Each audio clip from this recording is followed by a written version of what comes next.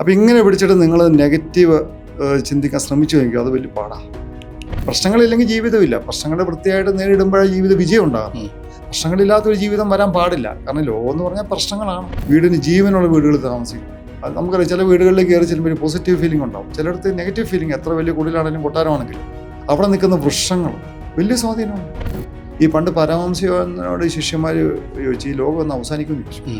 അപ്പോൾ അദ്ദേഹം പറഞ്ഞൊരു ആൻസറുണ്ട്, ഒന്നെങ്കിൽ ലോകത്തിലുള്ള മനുഷ്യന്മാർ മുഴുവൻ നല്ലവരാകുക, ലോകം തീർന്നു, അല്ലെ എല്ലാവരും മോശക്കാരാകുക, ലോകം തീർന്നു. ഈ രണ്ടും കൂടെ ഉള്ളതുകൊണ്ടാണ് ഇത് മുന്നോട്ട് പോകുന്നത്. രണ്ടും കൂടെ നിർബന്ധം. അപ്പം സാർ, ഈ ഒരേ ദിവസം ജനിക്കുന്ന ആൾക്കാർ ഒരേ വർഷം ഒരേ ദിവസം ഒരേ സ്ഥലം ജനിക്കുന്നത്, അതിൽ ഒരാൾ ഭയങ്കരമായിട്ടൊരു ഫേമസ് ഒരാളോ അല്ലെങ്കിൽ നല്ല സക്സസ്ഫുൾ ആകും, ഒരാൾ നോർമൽ ലൈഫ് പറയും. അപ്പോൾ സാധാരണ കാരണവന്മാരൊക്കെ പറയുന്നത് ജനിച്ച സമയം, പിന്നെ കുറച്ചും കൂടെ ഒരു പുരോഗമനവാദമുള്ള ആൾക്കാർ പറയും അത് അവനെ വളർത്തിയ പേരൻസ് അടിപൊളിയായിട്ട് വളർത്തി, ഇവരെ വളർത്തിയ പേരൻസ് വളർത്തിയില്ല എന്ന് പറയും. അപ്പം അങ്ങനെ വരുന്ന ഒരു സാഹചര്യത്തിൽ എന്താ അവിടെ സംഭവിക്കുന്നത്?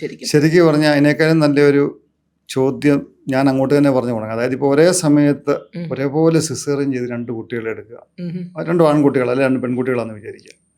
അതിലൊരു കുട്ടിയെ നമ്മൾ കൊണ്ടുപോയിട്ട് തിരുട്ട് ഗ്രാമത്തിൽ തമിഴ്നാട്ടിൽ കൊണ്ടുപോയി വിട്ടാൽ അവൻ അതൊക്കെ ശീലിക്കും. അതേസമയത്ത് നമ്മൾ ഹിമാലയത്തിൽ കൊണ്ടുപോയി സന്യാസിമാരുടെ ഗ്രാമങ്ങളിൽ കൊണ്ടുപോയി വിട്ടാൽ അവരത് ശീലിക്കും. കാരണം മനുഷ്യജീവിതം വിധിയല്ല എന്ന് തീർച്ചയാണ്. താൻ പാതി ദൈവം പാതി. ഒരേ സമയത്ത് ഒരേ ദിവസം ഒരേ സ്ഥലത്ത് 2 കുട്ടികൾ ജനിക്കുന്നു.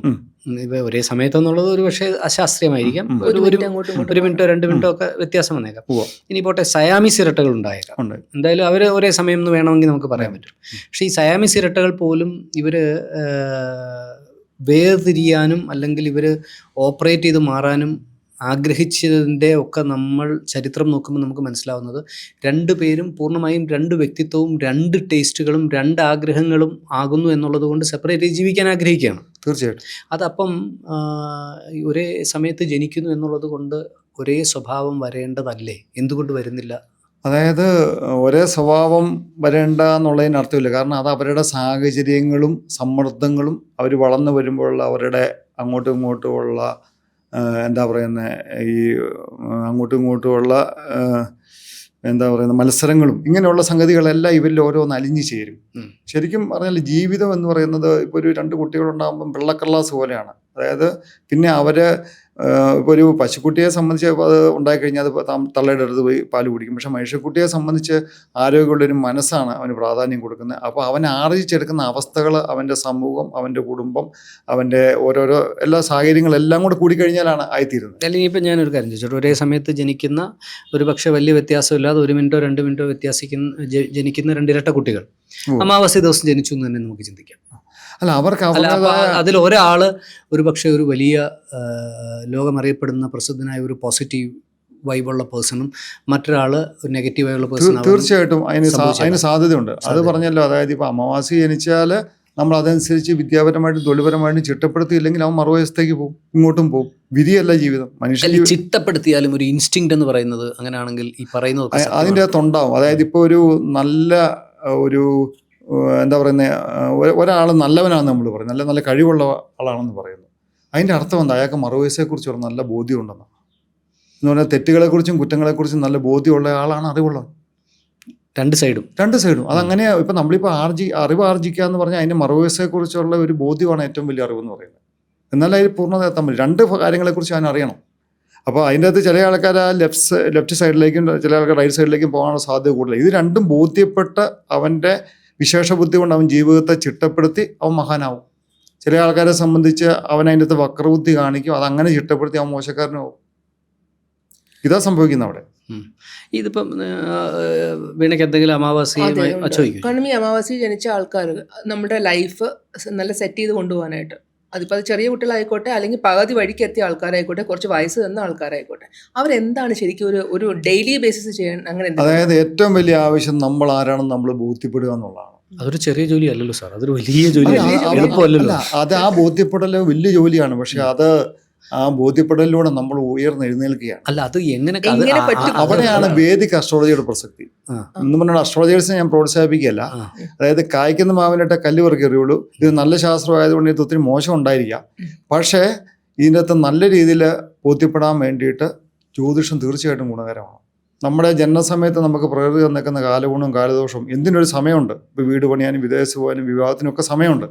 ഇതെല്ലാം ബോധ്യപ്പെടാൻ പറ്റും. നമുക്ക് തൊഴിൽപരമായിട്ടും വിദ്യാപരമായിട്ടും എങ്ങനെ ക്രമീകരിക്കണം, ഏതൊക്കെ മേഖലയിലേക്ക് നമുക്ക് വിദ്യാഭ്യാസം ചെയ്താൽ നല്ലതാണ്, ഇങ്ങനെയുള്ള കാര്യങ്ങളെല്ലാം തീർച്ചയായിട്ടും ഒരാളുടെ ജനനസമയത്തെ ബേസ് ചെയ്ത് നമുക്ക് മനസ്സിലാക്കാൻ പറ്റും.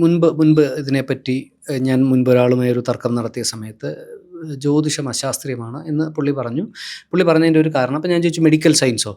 മെഡിക്കൽ സയൻസ് ശാസ്ത്രീയമാണ്. ഞാൻ ചോദിച്ചു എങ്ങനെ ശാസ്ത്രീയമാവും? പറഞ്ഞു അത് എല്ലാം റെഫർ ചെയ്ത്. ഞാൻ ചോദിച്ചു ഇപ്പം നെറ്റിയിൽ ഒരാൾക്കൊരു മുഴ വരുന്നു, നെറ്റിയിൽ മുഴ വരുന്നെങ്കിൽ ആ മുഴയുടെ ലക്ഷണം എന്താണ്? ആ മുഴയുടെ ലക്ഷണം ഇതിനു മുമ്പ് നെറ്റിയിൽ മുഴ വന്ന 15 പേരുടെ മുഴയുടെ ലക്ഷണം എന്താണോ ആ ലക്ഷണം മുഖേന ഉണ്ടാകുന്ന രോഗം ഇയാൾക്ക് ഉണ്ടാകാൻ സാധ്യതയുണ്ട് എന്നുള്ളതാണ് മെഡിക്കൽ സയൻസ് നടത്തുന്ന നിരീക്ഷണം. അതെ, ഇത് തന്നെയാണ് ജ്യോതിഷവും നടത്തുന്നത്. തീർച്ചയായിട്ടും ഇന്ന ദിവസം ഇന്നതുപോലെ ഇന്ന സമയത്ത് ജനിച്ച ഇതിന് മുൻകാലങ്ങളിലുള്ള ആൾക്കാരുടെ സ്വഭാവവും അവരുടെ പ്രത്യേകതകളും വെച്ച് അതേ സാഹചര്യത്തിൽ മുൻപ് ജനിക്കുന്ന ആൾ അതേപോലെ ആകാനുള്ള സാധ്യതയാണല്ലോ ജ്യോതിഷം പറയുന്നത്. തീർച്ചയായിട്ടും. അല്ല, സാധ്യതയ്ക്ക് അപ്പുറത്തേക്ക് അതിൽ കൂടുതലൊന്നുമില്ല. അല്ല, ആ സാധ്യത ഒരു പക്ഷേ ഒരു 90% 80% ഒക്കെ തന്നെ എല്ലാം സൂചനകളാണ്, കണ്ടെത്താൻ പറ്റും. തീർച്ചയായിട്ടും. അപ്പം ജ്യോതിഷം ഒരു പരിധിവരെ ശാസ്ത്രീയമാണ് എന്ന് വേണമെങ്കിൽ നമുക്ക് സ്ഥാപിക്കാൻ കഴിയും ഒരു പരിധി വരെ. പക്ഷേ ഈ പറഞ്ഞ പോലെ ഇപ്പം നമ്മളിപ്പം ഈ ചൊവ്വാദോഷം എന്നൊക്കെ നമ്മൾ പറയാറുണ്ട്. ചൊവ്വ എന്ന് പറഞ്ഞാൽ നല്ലതെന്നാ, മംഗളകരകം, മംഗല്യകരകം. അപ്പം ശരിക്കും പറഞ്ഞാൽ നമ്മളിപ്പം 100 കണക്കിന് ഹോറോസ്കോപ്പുകൾ നോക്കുമ്പം ഈ കുജൻ എന്ന് പറയുന്ന അല്ലെങ്കിൽ ചൊവ്വ എന്ന് പറയുന്ന ഗ്രഹം ചില പ്രത്യേക ആംഗിളിൽ നിൽക്കുന്ന ആൾക്കാർക്ക് ചില പ്രത്യേക മാനസികാവസ്ഥയുടെ ഉടമസ്ഥരാണ്. അപ്പോൾ അവർക്ക് അതേ മാനസികാവസ്ഥയുടെ ഉടമസ്ഥരായിട്ടുള്ള ആൾക്കാരെ കണ്ടുപിടിക്കാനായി പൊരുത്തം നോക്കുന്നത്. അതാ ഈ ശശമംഗള പൊരുത്തം എന്ന് പറഞ്ഞാൽ. അപ്പം അതേ ചൊവ്വ ഇപ്പം ഒരു 12% പവർ ഹോറോസ്കോപ്പിലുള്ള, അതിനൊക്കെ ഒരു കണക്കുണ്ട്. ആ 12% പവറുള്ള ഒരാൾക്ക് തമ്മിൽ യോജിപ്പിച്ച് കഴിയുമ്പോൾ അവരാശയപരമായിട്ട് ഐക്യത്തിൽ ഒന്നായിരിക്കും.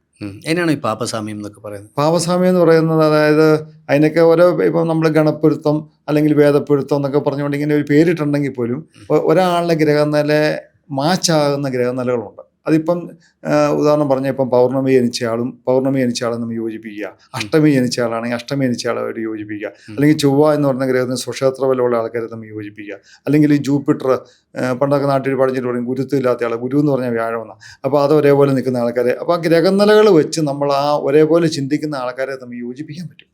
പ്രത്യേകിച്ച് അത് നമുക്ക് ശാസ്ത്രത്തിന്റെ പരിഭാഷമുള്ള കാര്യമാണ്. അപ്പൊ അങ്ങനെ യോജിപ്പിക്കുന്ന ആൾക്കാരെ നമ്മൾ കല്യാണം കഴിച്ചു കഴിയുമ്പോൾ ചട്ടിയും കല്യാണം തട്ടിയും മുട്ടിയൊക്കെ ഇരിക്കും എന്ന് പറഞ്ഞാൽ നല്ല ആരോഗ്യമുള്ളൊരു കുടുംബജീവിതം എന്ന് പറഞ്ഞാൽ അറബിക്കടൽ വലിച്ച് അലച്ചോണ്ടൊക്കെ ഇരിക്കും. അത് ആരോഗ്യ ലക്ഷണമാണ്. അപ്പോൾ അങ്ങനെയൊക്കെ ഉണ്ടെങ്കിൽ അവർ എല്ലാത്തിനും ഒരു പരിഹാരം കണ്ടെത്തും. അവരൊരു ധാരണയിലെത്തി അവരങ്ങ് മുന്നോട്ട് പോകും. പ്രശ്നങ്ങളില്ലെങ്കിൽ ജീവിതമില്ല. പ്രശ്നങ്ങൾ വൃത്തിയായിട്ട് നേരിടുമ്പോഴേ ജീവിത വിജയം ഉണ്ടാകുന്നത്. പ്രശ്നങ്ങളില്ലാത്തൊരു ജീവിതം വരാൻ പാടില്ല. കാരണം ലോകം എന്ന് പറഞ്ഞാൽ പ്രശ്നങ്ങളാണ്. ഈ പണ്ട് പരമഹംസയോട് ശിഷ്യന്മാർ ചോദിച്ചു ഈ ലോകം ഒന്ന് അവസാനിക്കുമെന്ന് ചോദിച്ചു. അപ്പോൾ അദ്ദേഹം പറഞ്ഞൊരു ആൻസറുണ്ട്. ഒന്നെങ്കിൽ ലോകത്തിലുള്ള മനുഷ്യന്മാർ മുഴുവൻ നല്ലവരാകുക, ലോകം തീർന്നു. അല്ലെ എല്ലാവരും മോശക്കാരാകുക, ലോകം തീർന്നു. ഈ രണ്ടും കൂടെ ഉള്ളതുകൊണ്ടാണ് ഇത് മുന്നോട്ട് പോകുന്നത്. അപ്പം ഒരു കുടുംബജീവിതത്തിൽ നമ്മൾ ഈ പൊരുത്തം നോക്കുമ്പോൾ അതിൻ്റെ അകത്ത് ഏതാണ്ട് കൊള്ളാവുന്ന ആൾക്കാർ നമ്മൾ പറയില്ല 10 പൊരുത്തം 8 പൊരുത്തം അങ്ങനെ യോജിപ്പിച്ച് കഴിഞ്ഞാൽ വലിയ കുഴപ്പമില്ലാതെ പോകുന്നു കണ്ടിട്ടുണ്ട്. അതേസമയത്ത് 14-15 വർഷം പ്രേമിച്ചിട്ട് പോലും 2 പൊരുത്തമുള്ള ആൾക്കാർ തമ്മിൽ 2 മാസം തികയാത്ത കേസുകൾ നമുക്കറിയാം. അപ്പം നമുക്കിത് വിശ്വസിച്ചേ പറ്റൂ. അനുഭവം ഏറ്റവും വലിയ ഗുരു. ഓക്കെ, ഇന്ന് അമാവാസി ആയിരുന്നല്ലോ ശരിക്കും മെയിൻ ഒരു ടോപ്പിക്കായിട്ട് വന്നത്. അപ്പോൾ ഈ അമാവാസി എന്ന് പറഞ്ഞ ആൾക്കാർ മൂണിനെ എങ്ങനെ ട്രീറ്റ് ചെയ്യണം? മൂണിനെ ട്രീറ്റ് ചെയ്യാന്ന് പറഞ്ഞാൽ ഈ മനുഷ്യ മനസ്സ് മൂണിന് അവരുടെ ഓറ് ചേഞ്ച് ചെയ്യാനുള്ള കഴിവുണ്ടോ? ഓറ ചേഞ്ച് ചെയ്യാന്ന് പറഞ്ഞാൽ ഇപ്പം കണ്ടില്ലേ ഈ നമ്മളൊക്കെ എല്ലാവരും തന്നെ ഇങ്ങനെ ഇരിക്കുന്നത് ശരിയല്ലേ? എങ്ങനെ ഇരിക്കുന്നത്? 2 കൈ ഇങ്ങനെ നമുക്ക് ഇങ്ങനെ പിടിച്ചുകൊണ്ട് നമുക്ക് നെഗറ്റീവ് ചിന്തിക്കാൻ പറ്റത്തില്ല. നിങ്ങൾ ശ്രദ്ധിച്ചു നോക്കിയോ. അതാണ് ഈ കൈകൊട്ട് രോഗശാന്തി കിട്ടുന്നു, മുസ്ലിങ്ങൾ ഇങ്ങനെ പിടിച്ച് നിസ്കരിക്കുന്നു, നമ്മൾ ആൾക്കാരെ കാണുമ്പോൾ നമസ്തേ വെക്കുന്നു. അപ്പം ഇങ്ങനെ പിടിച്ചിട്ട് നിങ്ങൾ നെഗറ്റീവ് ചിന്തിക്കാൻ ശ്രമിച്ചു നോക്കിയോ, അത് വലിയ പാടാ. കാരണം ഇങ്ങനെ പിടിച്ചു കഴിയുമ്പോൾ ലെഫ്റ്റ് സൈഡിലെ ബ്രെയിനും ആജ്ഞാചക്രം കൂടെ ഉത്തേജിച്ചു. അപ്പം നമുക്കെപ്പോഴും എല്ലാത്തിനും ഒരു പരിഹാരം ഉണ്ടാക്കും. അതാണ് ജീസസ് ക്രൈസ്റ്റ് കുരിശേ കയറുമ്പോൾ ശത്രുക്കൾക്ക് വേണ്ടി പ്രാർത്ഥിക്കുക, കഴിവെങ്കിൽ ഈ പാനപാത്രം ഇനി നകറ്റണേ, ശത്രുക്കളോട് ക്ഷമിക്കണമെന്ന് പറയും. അപ്പം ഇങ്ങനെ പിടിച്ച് ഇരിക്കുന്നൊരു രംഗമുണ്ട്. അപ്പം ഇങ്ങനെ പിടിച്ച് അങ്ങനെ ഒരു അപ്പം നമ്മൾ നമുക്ക് ഈ അമാവാസി ജനിച്ച ആൾക്കാർക്ക് അടുത്ത അമാവാസി വരുമ്പോഴും പൗർണമി വരുമ്പോഴും അഷ്ടമി ഷഷ്ടി ചതുർത്ഥി ഈ ദിവസങ്ങളൊക്കെ വരുമ്പോൾ ഇവർക്ക് ഓവർ ടെൻഷൻ ആയിരിക്കും. അപ്പം അന്ന് അവർ ശാരീരികമായിട്ടും മാനസികമായിട്ടും വിശ്രമം കൊടുക്കുക, അവർ ധ്യാനിക്കുക, പ്രാർത്ഥിക്കുക, അതിന് മതത്തിലധിഷ്ഠിതമായില്ല യോഗ ചെയ്യുക, ഇങ്ങനെയുള്ള കാര്യങ്ങളൊക്കെ ചെയ്ത് അവർക്ക് ആ മാനസിക പ്രശ്നങ്ങളെ അവർക്ക് തരണം ചെയ്യാൻ പറ്റും. അപ്പോൾ അതിനുള്ള പരിഹാരങ്ങൾ ഇങ്ങനെ തന്നെയാണ്, പ്രകൃതിയായുള്ള പരിഹാരങ്ങളാണ്. അതുപോലെ തന്നെ നമ്മൾ താമസിക്കുന്ന വീടിന് ജീവനുള്ള വീടുകളിൽ താമസിക്കണം. അത് നമുക്കറിയാം, ചില വീടുകളിലേക്ക് കയറി ചെല്ലുമ്പോൾ ഒരു പോസിറ്റീവ് ഫീലിംഗ് ഉണ്ടാവും, ചിലയിടത്ത് നെഗറ്റീവ് ഫീലിംഗ്. എത്ര വലിയ കുടിലാണെങ്കിലും കൊട്ടാരമാണെങ്കിലും അവിടെ നിൽക്കുന്ന വൃക്ഷങ്ങൾ വലിയ സ്വാധീനമുണ്ട്. അപ്പോൾ ഇങ്ങനെയൊക്കെയുള്ള കാര്യങ്ങളൊക്കെ എല്ലാം മനസ്സിലാക്കി ചിട്ടപ്പെടുത്തി നമ്മളൊരു സങ്കേതം റെഡിയാക്കുക. നമ്മൾ നമ്മുടെ ജീവിതത്തെ ആ രീതിയിൽ ചിട്ടപ്പെടുത്തുക. അങ്ങനെ ആയാസമില്ലാത്ത, ടെൻഷൻ ഇല്ലാത്തൊരു ജീവിതം ഉണ്ടാക്കിയെടുക്കുക എന്നുള്ളത് നമുക്ക് പറ്റും. തർക്കം എന്തായിരിക്കുന്നത്? തീർച്ചയായിട്ടും പറ്റും. അതുപോലെ സാർ, ഇപ്പോൾ ഓറ എന്ന വേർഡ് ഉപയോഗിച്ചു. അപ്പോൾ ഈ ഓറ എന്ന് പറയുന്ന സംഭവം ശരിക്കും എന്താണ്? ഇപ്പോൾ ഓറ ഒരുപാട് ശരിക്കും ഓറ, ഹാലോ എന്നൊക്കെ പറയും. ഈ നമുക്കറിയാം, ഉള്ളിലുള്ളത് കണ്ണിലറിയാമെന്ന് പറയും. നമ്മുടെ കണ്ണ്, ഇപ്പോൾ ഒരു പട്ടിയൊക്കെ നമ്മളെ കടിക്കാൻ വന്നാൽ, പേപ്പട്ടി അല്ലെങ്കിൽ നോർമലായിട്ട് പട്ടിയാണെങ്കിൽ ആദ്യം കണ്ണിലോട്ടൊക്കെ നോക്കിയിട്ട് നമ്മളെ അറ്റാക്ക് ചെയ്യും. എന്ന് പറഞ്ഞാൽ തന്നെ നമുക്ക് ചുറ്റിനും ഒരു പ്രകാശ വലയമുണ്ട്. നമ്മൾ ഈ ദൈവങ്ങളിലൊക്കെ ബാക്കിൽ ഒരു മഞ്ഞ വലയം വരയ്ക്കല്ലേ. ഇപ്പം നമുക്കറിയാം, നമ്മൾ ചില വ്യക്തികളെ കാണുമ്പോൾ തന്നെ നമുക്കൊരു സന്തോഷമാണ്. ജീവിതത്തിൽ ആദ്യമായിട്ട് കാണും, പക്ഷെ നമുക്കൊരു സന്തോഷമാണ്, അവരുടെ പ്രസൻസ് നമുക്ക് ഇഷ്ടമാണ്. ചിലരെ കാണാൻ ജീവിതത്തിൽ ഒരു രോഗം ചെയ്യാത്ത നമുക്ക് ഇഷ്ടമില്ല. അതെന്തുകൊണ്ടാണ്? ഈ ഓറാലവല. അതായത് നമുക്ക് ചുറ്റിനുള്ള പ്രകാശവലയം നമ്മൾ ജനിക്കുമ്പോൾ തന്നെ, ഇപ്പം നമ്മളിപ്പോൾ സത്യസായി ബാബയുടെ അടുത്തോ അല്ലെങ്കിൽ ജീസസ് ക്രൈസ്റ്റിൻ്റെ അടുത്തോ അല്ലെങ്കിൽ നമുക്കറിയാം ചില ആൾക്കാരുടെ അടുത്ത് നിന്ന്, ഇപ്പോൾ അമൃതാനന്ദമയുടെയൊക്കെ അടുത്ത് കഴിയുമ്പോൾ നമുക്കൊരു പ്രത്യേക സന്തോഷം, സുഖമുണ്ട്. അതെന്തുകൊണ്ട്? അവർക്ക് ഒരു ചൈതന്യമുണ്ട്. ആ ചൈതന്യം നമ്മളിലേക്കും കൂടെ അങ്ങ് ശ്വസിക്കും. അപ്പോൾ അങ്ങനെ വന്നു കഴിയുമ്പോഴേക്കും ഈ ഓറാ ലെവൽ എന്ന് പറയുന്ന സംഗതി ഉണ്ട്. അത് ഒരാൾ ജനിക്കുന്ന സമയത്ത് പ്ലാനറ്റ്സിൻ്റെ ഒരു സ്വാധീനം നിമിത്തമാണ് ഓറാ ലെവൽ എന്നാണ് വേദിക് അസ്ട്രോളജി അവകാശപ്പെടുന്നത്. അയാൾ ജനിക്കുന്ന സമയത്ത് ആ പ്ലാനറ്റ്സിൻ്റെ ഒരു ബ്ലെസ്സിങ്. ഇപ്പോൾ ശ്രീകൃഷ്ണ ഭഗവാൻ ജനിച്ച സമയത്ത് അല്ലെങ്കിൽ ജീസസ് ക്രൈസ്റ്റ് ജനിച്ച സമയത്തൊക്കെ ഇപ്പം ജീസസ് ക്രൈസ്റ്റ് ജനിച്ച സമയത്ത് നക്ഷത്രത്തെക്കുറിച്ച് പറയുന്നുണ്ട്. 3 രാജാക്കന്മാർ കിഴക്ക് നിന്ന് അദ്ദേഹത്തെ കാണാനെത്തി. അത് പറയുന്നത് നമ്മുടെ പിറവത്തെ കുശവർഗത്തിൽപ്പെട്ട ദ്രവീഡിയൻ രാജാക്കന്മാരായിരുന്നാണ് പറയുന്നത്. വേൾഡിൽ 3 രാജാക്കന്മാർക്കുള്ള പള്ളികൾ പിറവത്ത് മാത്രമേ ഉള്ളൂ. 2000 വർഷം പഴക്കമുള്ള പള്ളിയാണ് കേരളത്തിൽ. പിന്നെ അവൻ ചുരുക്കി പറഞ്ഞു കഴിഞ്ഞാൽ, ഈ നമ്മുടെ രാജ്യത്ത് ഈ ദ്രവീഡിയൻ സങ്കേതത്തിൽ, അതായത് തമിഴ്നാട്, ആന്ധ്ര, കേരള, ദ്രവീഡിയൻ ഇങ്ങനെയുള്ള ഈ ജ്യോതിഷ പഠനങ്ങളൊക്കെ വളരെ നന്നായിട്ടുണ്ടായിരുന്നു. അപ്പോൾ ഇവരാണ് ഇദ്ദേഹത്തെ കാണാൻ ചെന്നതെന്നാണ് പറയുക. നമ്മൾ ബൈബിൾ സസൂക്ഷ്മം വായിച്ചാൽ ഈ സെൻറ്റ് മാത്യൂസിൻ്റെ ബുക്കിലാണ് കറക്റ്റായിട്ട് എഴുതിയേക്കുന്നത്, പറയുന്നുണ്ട് കൃത്യമായിട്ട്. അപ്പോൾ ഇങ്ങനെയൊക്കെയുള്ള കാര്യങ്ങളെല്ലാം ഉണ്ട്. അത് ഈ ലോകം തുടങ്ങിയപ്പം തൊട്ടേ, അല്ലെങ്കിൽ വിശേഷ ബുദ്ധിയുള്ള മനുഷ്യൻ ഉണ്ടായപ്പം തൊട്ടേ ഇങ്ങനെയുള്ള പഠനങ്ങളും അന്വേഷണങ്ങളും ഉണ്ട്. പിന്നെ അത് ചില ആൾക്കാർ അത് വികലമായിട്ട് കാണും. അതെല്ലാ കാലത്തും ഉണ്ട്. കാരണം കായ്ക്കുന്ന മാവിനിട്ട് ആൾക്കാർ കല്ല് പിറക്കി എറിയും. അതുകൊണ്ടാണ്. ഏറ്റവും ചൂഷണമുണ്ട്. ഇതുമായിട്ട് ബന്ധപ്പെട്ട് ധാരാളം മനുഷ്യനെ ചൂഷണം ചെയ്യുന്ന ആൾക്കാരുമുണ്ട് ഈ ജ്യോതിഷത്തിൻ്റെ മറവിൽ. അതുകൊണ്ട് അതല്ലേ ഈ ലോകത്തിൻ്റെ ഭാവം. അതെല്ലാ മേഖലയിലും ഉണ്ട്. ഏത് മേഖലയിലും അതുണ്ട്. അത് ലോകമുള്ളിടത്തോളം കാലം ഉണ്ടാവുകയും ചെയ്യും. കാരണം ലോകമുള്ളിടത്തോളം കാലം അധാർമികതയും മോശപ്പെട്ട ചിന്താഗതികളും മോശപ്പെട്ട സംഭവങ്ങളും അത് പ്രകൃതിയുടെ ഒരു തത്വമാണ്.